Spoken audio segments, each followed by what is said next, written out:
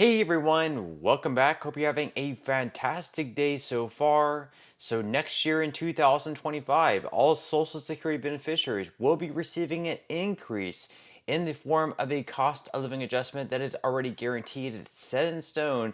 It's part of the cost of living adjustment. Once again, it's going to be 2.5% in 2025. But on top of that increase, there's actually a possible another increase. This one actually being a raise. We're going to be getting into sort of what the difference is between the increase and the raise, what this would be, how much you could expect to receive.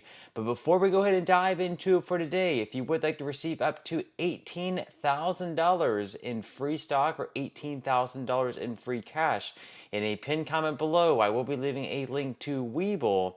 All you have to do is once you click on that link is just sign up for a free account and then simply deposit at least $100.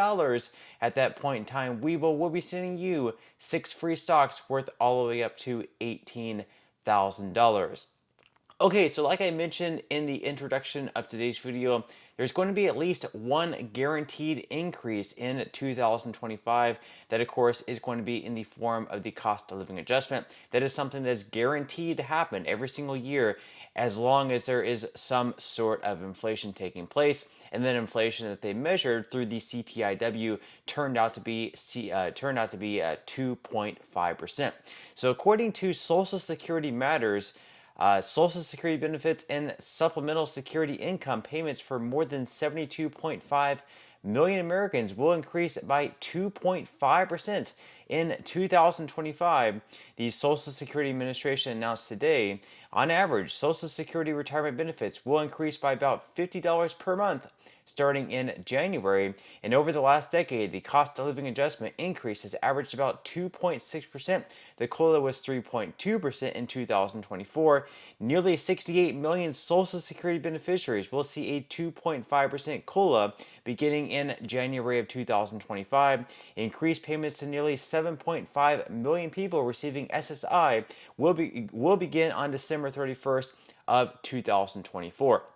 Now, the reason you're going to be receiving your cost of living adjustment in actually December of 2024 rather than January of 2025 if you are a SSI recipient is because January 1st is considered a federal holiday, and whenever the first of a month falls on a federal holiday or a weekend, you just receive your payment a little bit earlier. So if you do receive SSI benefits, you're going to be receiving your January 1st payment on December 31st, and then you're not going to be receiving any payment on January 1st. However, I believe there's going to be another payment at the end of January because February 1st also, I believe, is falling on a weekend of that year. Now, you can see up on the screen what the expected increases are going to be looking like, starting out with SSI recipients for individuals. The max benefit for individuals is going to get lifted up to $967 per month in 2025. Then as far as couples receiving SSI benefits, the max benefit is going to get boosted up to $1,450 per month. Once again, this is going to be the maximum. The average benefit is a lot less than that amount. Now, as far as all retired workers go, this year the average retiree is receiving right around $1,927 after the 2.5% cost of living adjustment. That is going to get lifted up to $1,976. Then as far as age couples, both receiving benefits, the average benefit next year is going to get lifted up to $3,089, up from $3,014 this year. Then as far as widowed mothers and 2 children, the average benefit this year is $3,669. That is going to get boosted up to $3,761 after the 2.5% cost of living adjustment. Then as far as age widows or widowers living alone, the average benefit this year is $1,788. That is going to get lifted up to $1,832 on average next year after the 2.5% cost of living adjustment. Then as far as disabled workers, spouse and 1 or more children, that benefit is going to get boosted up to $2,826, up from $2,757. Then as far as all disabled workers go, the average benefit next year is going to get boosted up to $1,580, up right around $38 from this year. So once again, that is the cost of living adjustment that is going to be taking place. That is simply an increase. However, on top of that increase, is possibly going to be another sort of an increase taking place. This one is actually going to be a raise. Now, the main difference between a raise and an increase is the cost of living adjustment, of course, is an increase. That is basically where you're just keeping up with inflation. So if you're working at a job and after 1 year your employer gives you like a 2 to 3%, they might call it like a raise, but it's actually just an increase because it's keeping up with inflation. All the cost of living adjustment is doing is keeping up with inflation. So next year, hopefully, you'll be able to buy the same goods and services that you've been able to this year with the 2025 cost of living adjustment. So you're not going to be able to buy more goods and services with this extra money. You're going to be able to hopefully buy the exact same amount of goods and services that you've been able to this year. That's just because these checks are supposed to be keeping up with inflation. They're probably not actually keeping up with inflation. They're probably actually a little bit lower, unfortunately, but that's sort of how this system works.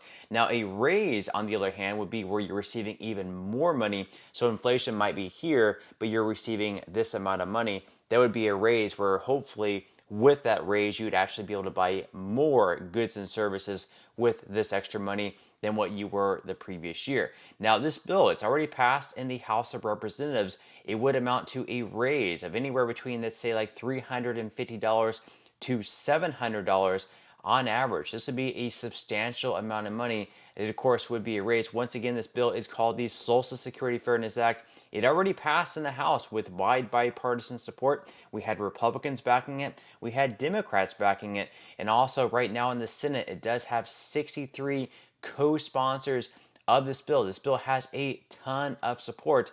So according to CBS News, the House-passed Social Security Fairness Act enjoys rare bipartisan support on Capitol Hill, yet the odds of getting it enacted are growing smaller with each passing day.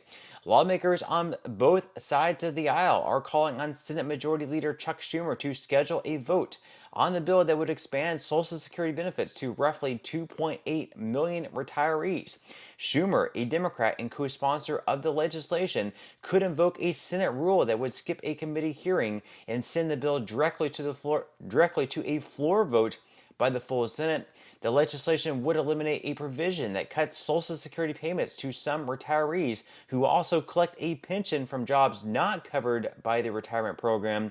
That includes state and federal workers like teachers, police officers, and U.S. postal workers. It would also end a second provision that reduces Social Security benefits for those workers' surviving spouses and family members. And then, of course, we have a quote here by Shannon Benton, who is an executive director of the Senior Citizens League. She said, quote, with just 8 legislative days remaining in the 118th Congress, Senator Schumer, a co-sponsor of the Senate bill S-597, which is the Social Security Fairness Act, must now step up and take action. It's time for him to follow through and bring it to the floor for a vote. And of course, to this article, Chuck Schumer decided to not respond to requests for comment.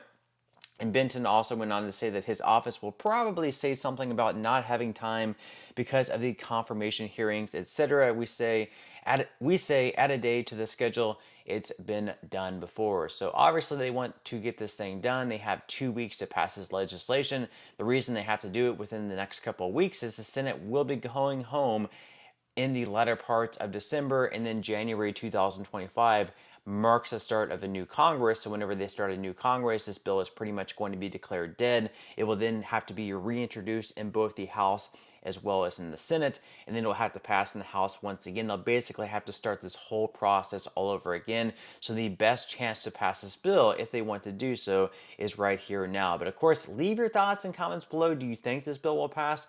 Are you hoping that it will? Is it going to impact you or your family? Leave your thoughts and comments below. But that's all we have for today's video, and I will see you in the next one.